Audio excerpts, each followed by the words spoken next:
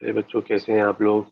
Part 2 में हम लोगों ने पढ़ा था क्लासिफिकेशन ऑफ एचटीएमएल टैग्स, जिसमें हम लोगों ने देखा था block tag and inline tag, उनके बीच में डिफरेंस क्या होता है प्रैक्टिकली देखा था। और फिर हम लोगों ने पेयर्ड और अनपेयर्ड टैग्स देखे थे, और उसके बाद हम लोगों ने देखे थे content and non content tag. अगर आपको कोई प्रॉब्लम हो इसमें तो आप लोग मेरे पार्ट 2 वाले लेक्चर को देख सकते हैं। उसका लिंक मैंने डिस्क्रिप्शन में दे रखा है, और अगर आपने देख रखा है और कोई प्रॉब्लम है तो आप लोग चैट सेक्शन में, इनफैक्ट कमेंट सेक्शन में आप लोग अपनी प्रॉब्लम को पूछ सकते हैं। आज के आज के लेक्चर में, दैट इज पार्ट 3 में, हम लोग पढ़ेंगे anatomy of HTML tags, nested elements, कैसे हम लोग नेस्ट करते हैं एलिमेंट्स को, और साथ में हम लोग पढ़ेंगे इमेज टैग्स को। ठीक है, तो चलिए आज हम लोग नेक्स्ट टॉपिक पे आते हैं। वो है anatomy of HTML element. Anatomy of HTML element and anatomy of HTML elements, right? So anatomy में फॉर एनाटॉमी लेट अस सी, हम लोग देखते हैं कि एक एग्जांपल ले लेते हैं, पैराग्राफ टैग का एग्जांपल लेते हैं। ठीक है, उसके बाद एनाटॉमी पे बात करेंगे आगे। तो पैराग्राफ टैग का हमने एग्जांपल ले लिया, और उसके बाद हमने लिख दिया से, हमने यहाँ पे लिखा this is a paragraph, this is a paragraph, right, this is a paragraph. अब इसको हमने क्लोज कर दिया। अब इसमें ये वाला टैग है, राइट, इसे हम लोग कहते हैं opening tag.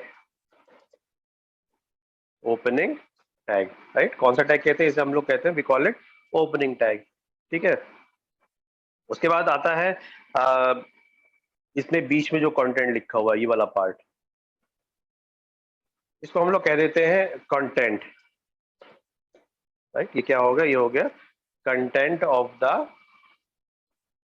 Tag, in fact element, right, क्योंकि आप देखो यहाँ पे वर्ड हम लोगों ने लिख रखा है एलिमेंट। तो ये पूरा का पूरा एक एलिमेंट है, ये स्टार्ट टैग है, और ये क्या नाम है, क्लोजिंग टैग है, right. Then we have the next thing as the closing tag, right. The closing tag, इसको हम लोग क्या कहते हैं? तो हम लोग कहते हैं क्लोजिंग टैग। ये हमने पिछले लेक्चर में भी इसके बारे में डिस्कशन किया था, लास्ट लेक्चर में भी इसके बारे में डिस्कशन किया था, जब हम लोग ने डिस्कशन किया था पेयर्ड एंड अनपेयर्ड के बारे में, या फिर empty and non empty tags के बारे में डिस्कशन किया था। तो ये पूरा एक पेयर है, और इस पेयर के अंदर क्या होता है? कंटेंट होता है, और इस कंटेंट को हम लोग जो है, क्योंकि इस कंटेंट की वजह से ही ये वाला टैग जो है वो क्या कहलाया जाता है? नॉन एम्प्टी टैग कहलाया जाता है, फिर या फिर पेयर टैग जो है वो नॉन एम्प्टी टैग कहलाया जाता है। और यहां से लेकर यहां तक, ठीक है, यहां से लेकर यहां तक, in total it is known as what? It is known as an element, right. यहां से लेकर यहां तक पूरे को हम लोग कहते हैं एलिमेंट, राइट। तो ये तो हो जाता है पूरे एलिमेंट की बात।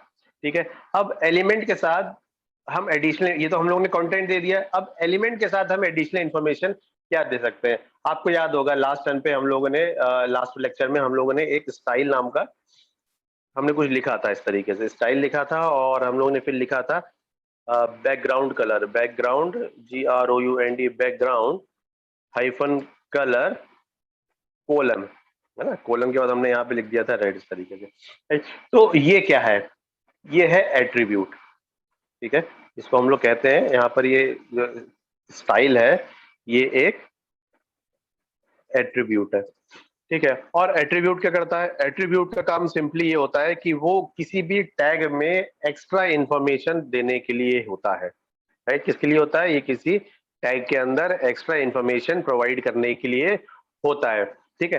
अब क्वेश्चन ये आता है कि ये भी कुछ लिखी हुई है स्ट्रिंग, ये भी कुछ स्ट्रिंग लिखी हुई है, ठीक है। तो इनमें से हम लोगों को वेब ब्राउजर में क्या दिखेगा? ऑब्वियस सी बात है, वेब ब्राउजर पे हमें हमेशा कंटेंट दिखाई देगा। तो आपकी इंफॉर्मेशन के लिए मैं यहाँ लिख भी देता हूँ, this is this is the only this is the only this is the only this is the only string visible on the browser. This is the only string visible on the browser. और better to write information, string में हम जो है programming language में पहुंच जाते हैं। तो this is the only information visible on the browser. तो ये वाली इंफॉर्मेशन जो है वो विजिबल रहेगी। ये होता है for, this is for used for extra information, right. तो मुझे लगता है कि यहाँ तक आपको समझ में आ चुका होगा, राइट। उसके बाद आते हैं नेस्टेड एलिमेंट्स। ठीक है, ये तो एक एलिमेंट हो गया, यहाँ से ले यहाँ तक एक एलिमेंट हो गया। ठीक है, फिर आता है नेस्टेड एलिमेंट। नेस्टेड एलिमेंट का मतलब क्या हुआ कि हम एक एलिमेंट के अंदर दूसरे एलिमेंट को नेस्ट कर सकते हैं। ठीक है, आप लोगों ने सी में नेस्टेड लूप्स या नेस्टेड इफ्स पढ़े होंगे। तो मतलब क्या होता है कि एक इनर लूप, एक आउटर लूप। ठीक है, और नेस्टेड इफ है तो आउटर इफ और इनर इफ। सिमिलरली अगर हम लोग बात करें तो हम लोग एक एलिमेंट के अंदर एक और एलिमेंट स्पेसिफाई कर सकते हैं। फॉर एग्जाम्पल, हम चाहते हैं कि ये पैराग्राफ वाला जो है, पैराग्राफ वाला वर्ड जो है वो बोल्ड फेस में आए। कैसा है वो आए? बोल्ड फेस में। बोल्ड फेस का मतलब ये हो गया कि थोड़ा सा darker then the usual text, regular text थोड़ा डार्क, राइट। तो बेटर, इससे बेटर ये रहेगा मैं आपको ये रन करके दिखा दूं, वो ज्यादा बेटर रहेगा। तो इसको मैं सेव कर लेता हूँ। सेव किस में करेंगे? हम इसको करेंगे सेव .html में। इसको हम सेव कर लेंगे .html में। इसको नाम दे देते हैं नेस्टेड एलिमेंट .html करके हमने इसको सेव कर लिया है। अगर आपको स्क्रीन नहीं दिखी होगी तो आप यहाँ पर देख सकते हो कि हमने फाइल का नेम क्या दिया है। फाइल का नेम है नेस्टेड एलिमेंट्स। और ध्यान देने वाली बात क्या है कि एक्सटेंशन क्या है? एक्सटेंशन है वो .html, राइट। अब हम क्या करेंगे, यहाँ पर आपको पता है क्या करना है हमको। यहाँ पर हमको html लिखेंगे, एंटर प्रेस करेंगे, स्केलेटन कोड अपने आप लिखकर आ जाएगा। ठीक है, ये हमेशा नहीं होता। ये नॉर्मल रेगुलर या कह सकते हैं कि जो नोटपैड हम लोग को ऑपरेटिंग सिस्टम के साथ मिलता है उसमें ऐसा काम नहीं होगा। इसके लिए इस फैसिलिटी के लिए हमको कोई एक्सटर्नल एडिटर यूज करना पड़ता है। जैसे यहाँ पर मैं यूज कर रहा हूँ सबलाइम टेक्स्ट। ठीक है, तो इससे प्रेजेंटेशन थोड़ा अच्छा आता है, कलरफुल आता है, पता लगता है। एरर जो है हमको पता लग जाती हैं इजीली। बगैर रन किए हम लोग एरर्स भी पता लगा सकते हैं, राइट। तो हम लोग टाइटल टैग में लिख देते हैं नेस्टेड एलिमेंट्स। आपको पता, हमने लास्ट टाइम पे डिस्कस किया था कि नेस्टेड ये टाइटल टैग क्या करता है। ठीक है, अब हम लिख देते हैं यहाँ पर एलिमेंट। ठीक है, तो इसमें पैराग्राफ जो है वो कैसा हो गया? पैराग्राफ जो है वो हो गया है आउटर एलिमेंट। और ये बी जो है, बी जो है वो हो गया है, आई मीन टू से पी वाला जो है जिसको हम लोग पैराग्राफ कहते हैं, ये हो गया है आउटर एलिमेंट। ये बी जो है वो क्या बन गया है? बोल्ड फेस के लिए एक टैग हो गया है। अब मैं इसको एग्जीक्यूट करता हूँ। ठीक है, अब मैं इसको करता हूँ एग्जीक्यूट। और एग्जीक्यूट करते हैं तो आपको दिखाई देगा।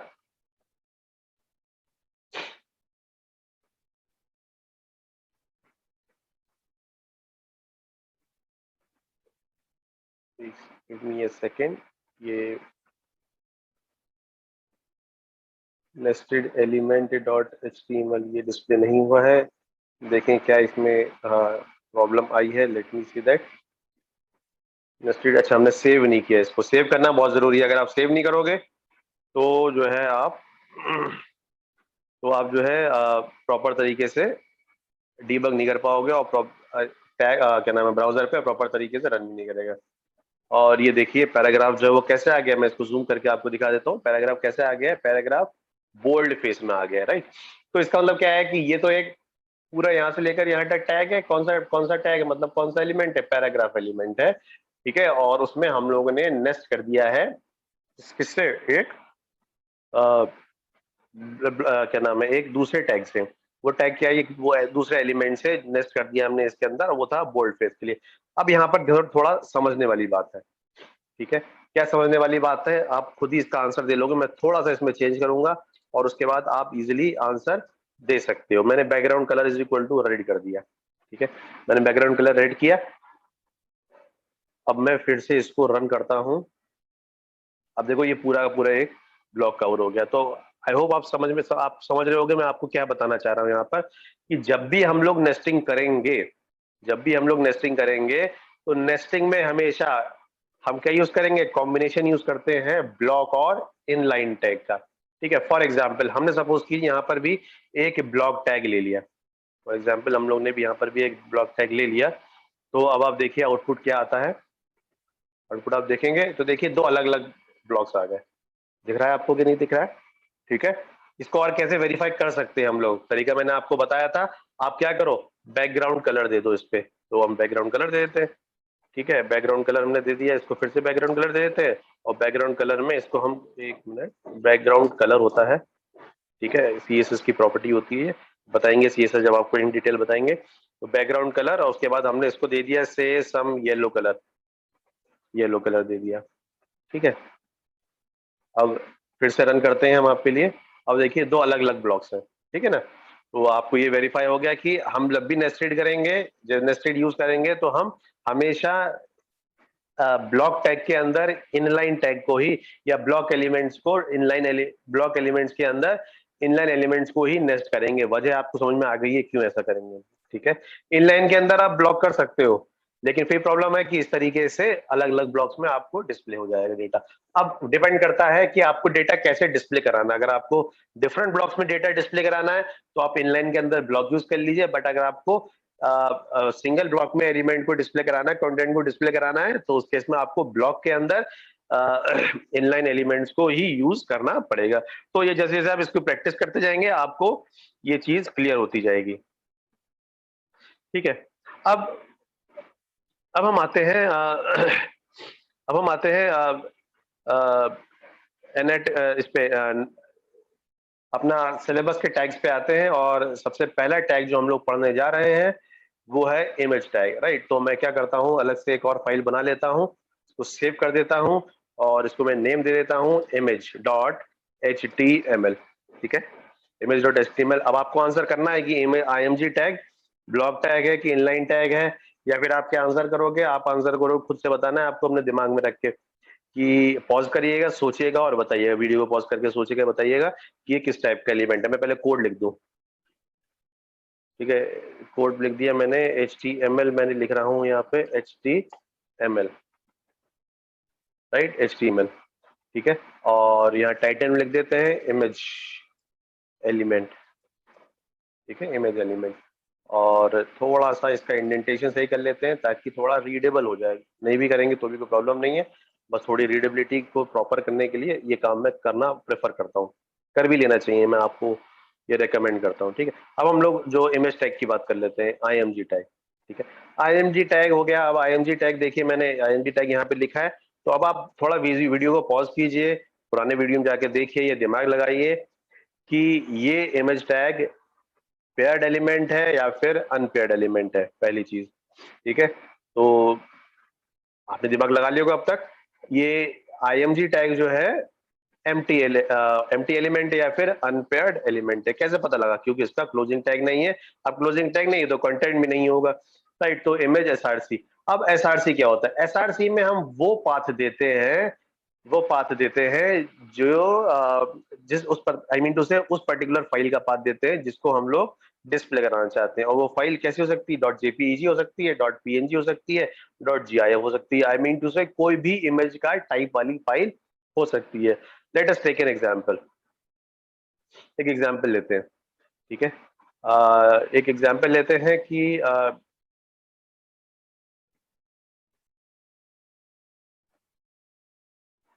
जैसे हमारे हमारे चैनल का जो लोगो है उसी को डिस्प्ले करा के देखते हैं। और उसका नाम है, ओके, उसका नाम मैंने दे रखा है CSE लोगो। ठीक है, तो आप देखिएगा मैं किस तरीके से इसको जो है नेमिंग कर रहा हूँ, राइट। तो देखिए इसका नाम हमने दिया था CSE लोगो, लोगो, और ये .png फाइल है। I think it is a PNG file, give me a second, it is a JPG file, right. ये एक JPG फाइल है, .jpg, राइट।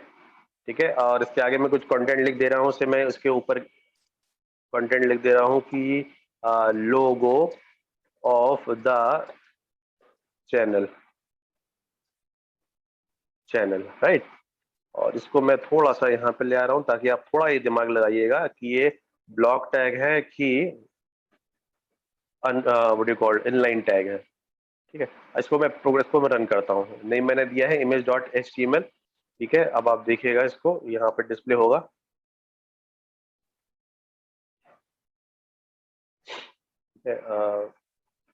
ठीक है, इमेज डॉट एचटीएमएल। तो आप बताइए क्या ये what do call it is, what do call, is it inline tag, inline element और ब्लॉक एलिमेंट? कंटेंट है पुराना, मतलब पुराना टेक्स्ट और उसी के आगे इमेज है, तो ये कैसी है बताइए? ठीक है, ये एक इनलाइन है। ठीक है, अब हम आगे बढ़ते हैं और देखते हैं इसको आगे। ये इमेज टैग हो गया, इसके अंदर बहुत सारे एट्रीब्यूट्स होते हैं। इमेज टैग के अंदर बहुत सारे एट्रीब्यूट्स होते हैं। कौन कौन से एट्रीब्यूट्स होते हैं? कौन कौन से एट्रीब्यूट्स होते हैं? एक एट्रीब्यूट हो गया ए एल टी। ठीक है, A L T. A L T का हमने, ए एल टी में हम लोग कुछ स्ट्रिंग पास करते हैं। से मैंने यहाँ पर पास कर दिया लोगो। ठीक है, सेव सपोज कीजिए मैंने यहाँ पर पास कर दिया लोगो। ठीक है, मैं इसको सेव कर देता हूँ। मैं इसको सेव कर देता हूँ और सेव करने के बाद देखिए क्या चेंज आ रहा है। कोई चीज नहीं आ रहा है। मैं इसके ऊपर माउस लेके गया, कुछ डिस्प्ले नहीं हो रहा है। ठीक है, अब मैं थोड़ा सा और चेंज करूंगा इसके अंदर। मैं इस फाइल का नेम चेंज कर देता हूँ। मैं यहाँ पे, या फिर सपोज कीजिए फाइल का नेम मैंने नहीं दिया है, सपोज कीजिए। ठीक है, सपोज कीजिए मैंने फाइल का नेम नहीं दिया है। ठीक है, सेव कर दिया मैंने इसको। ठीक, अब आपको खुद पता लगेगा कि ये ए एल टी के क्या करता है। अब देखिए मैं, ये क्यों डिस्प्ले हो रहा है? ओके, मैंने सेव नहीं किया है इसको। ठीक है, मैंने सेव नहीं किया था। राइट, अभी यहाँ से देखिए लोगो हट गया। ठीक है, क्या लिख के आ रहा है? लोगो लिख के आ रहा है यहाँ पर, है ना? लोगो लिख के आ रहा है यहाँ पर। ठीक है, कब लिख के आ रहा है लोगो? जब फाइल डिस्प्ले नहीं हो रही है। अब आप समझिए किस कॉन्टेक्स्ट में हम लोग ये एएलटी को यूज करते हैं। कभी बार क्या होता है कि इंटरनेट जो है, इंटरनेट की स्पीड प्रॉपर नहीं आ रही होती है, या फिर किसी पर्टिकुलर वेब पेज पे बहुत सारी इमेजेस होती हैं। ठीक है, तो एक्चुअली इमेजेस जो होती हैं वो नॉर्मल इमेजेस का जो साइज होता है नॉर्मल टेक्स्ट से, रेगुलर टेक्स्ट से काफी ज्यादा होता है इन कंपैरिजन अगर हम लोग करें तो। ठीक है, तो रेगुलर टेक्स्ट से ज्यादा होने की वजह से वो इंटरनेट की कनेक्टिविटी हो सकता है स्लो भी हो सकता है बहुत सारी इमेजेस हो। तो जो क्योंकि इमेजेस जो लोड होती है वो टॉप टू बॉटम होती है हमेशा। ठीक है, इमेजेस जब भी लोड होती है वो टॉप टू बॉटम होती है। तो जो बॉटम वाली इमेज जो होती हैं वो लास्ट में डिस्प्ले होती हैं। ठीक है, जब इमेज डिस्प्ले नहीं हो रही है और आपको उस इमेज के बारे में इंफॉर्मेशन देनी है, तो उसके लिए हम लोग क्या यूज करते हैं? उसके लिए हम लोग यूज करते हैं ए एल टी। ठीक है, ए एल टी का मतलब क्या होता है? Alternate text. ठीक है, ऑल्टरनेट टेक्स्ट। ऑल्टरनेट टेक्स्ट का मतलब क्या हो गया? वो टेक्स्ट जो इमेज के ऑल्टरनेट में हमको दिखाई देगा। तो अभी तो क्योंकि हम लोग इंटरनेट की बात कर नहीं रहे, क्योंकि हमारे हम लोग जो एग्जीक्यूट कर रहे हैं वो लोकल मशीन पे कर रहे हैं। ठीक है, तो यहाँ पर जो है मुझे फाइल का नेम हटाना पड़ गया, तो मैं फाइल का नेम फिर से यहाँ पे लिख देता हूँ अब। और आप देखिए अब वो चला जाएगा वहां से। लोगो जो मैंने दिया था वो यहाँ से चला गया। क्यों? क्योंकि अब फाइल जो है वो डिस्प्ले हो गई है। आई होप आपको इमेज टैग के बारे में समझ में आया होगा। इन केस हम लोग को हाइट और विड्थ सेट करनी है किसी भी इमेज की, तो उसके लिए हम लोग एचटीएमएल इमेजेस के हाइट और विड्थ एट्रीब्यूट का हम लोग यूज कर सकते हैं। और हम लोग साइज जो है वो परसेंटेजेस और पिक्सल्स में सेट कर सकते हैं। ठीक है, कैसे कर सकते हैं? देखिए एग्जांपल, सपोज कीजिए हम लोगों ने इसका साइज दे दिया, से फॉर एग्जांपल हमने दे दिया इसका साइज 600 पिक्सल्स दे दिया। ठीक है, 600 पिक्सल्स दे दिया, 600 पिक्सल्स दे दिया। मैंने इसको सेव कर दिया है। अब सेव करने के बाद मैं आपको इस इमेज को शो करता हूँ। तो देखिएगा थोड़ा साइज इसका चेंज हुआ 600 पिक्सल्स के हिसाब से। राइट, सिमिलरली मैं इसका साइज थोड़ा सा कम करता हूँ। से फॉर एग्जांपल हमने इसका साइज कर दिया से समथिंग 200। राइट, तो फिर से आप देखिएगा साइज कैसे चेंज हो रहा है। मैंने इसको रिफ्रेश किया और साइज फिर से चेंज हो गया। आपके बात समझ में आ गई होगी मुझे लगता है। नेक्स्ट, इसकी मैं विड्थ भी चेंज कर सकता हूँ। हम लोग इसकी विड्थ भी चेंज कर सकते हैं, तो उसके लिए विड्थ एट्रीब्यूट यूज हो जाएगा। विड्थ एट्रीब्यूट में भी हम लोग क्या कर सकते हैं? पिक्सल्स में हम लोग दे सकते हैं यहाँ पर इसका साइज विड्थ। ठीक है, तो देखिए रिफ्रेश किया मैंने तो छोटा सा साइज हो गया। राइट, ऑल्सो हम लोग जो है इसका हाइट एंड विड्थ परसेंटेज में भी दे सकते हैं। सपोज हमने कहा 30% ऑफ द इमेज डिस्प्ले में, मतलब 30% ज्यादा हो जाए पूरे उसके हिसाब से, ब्राउजर के हिसाब से। ठीक है, तो इसका 30% कर दिया और सपोज कीजिए मैंने इसका कर दिया से 40%। ठीक है, 40% कर दिया। अब आप देखिए, ठीक है, साइज फिर से चेंज हो गया, तो ब्राउजर के हिसाब से अभी ले रहा है। ठीक है, और जब हम लोग पिक्सल्स में करते हैं तो स्क्रीन की रेजोल्यूशन के हिसाब से ये साइज क्या नाम है, हाँ साइज ले लेता है पिक्सल में। राइट, तो मेरे ख्याल से आपको ये बात समझ में आई होगी। ठीक है, तो आज के लेक्चर में हम लोग इतना ही रखते हैं, और आज के लेक्चर में हम लोगों ने क्या क्या पढ़ा है इस पे हम लोग थोड़ा सा रिवीजन कर लेते हैं। तो आज हम लोगों ने पैराग्राफ टैग देखे हैं। इनफैक्ट पैराग्राफ टैग्स यूज करके हम लोगों ने नेस्टेड टैग्स देखे थे, नेस्टेड टैग्स देखे थे। और नेस्टेड टैग से पहले हम लोगों ने देखा था एनाटॉमी ऑफ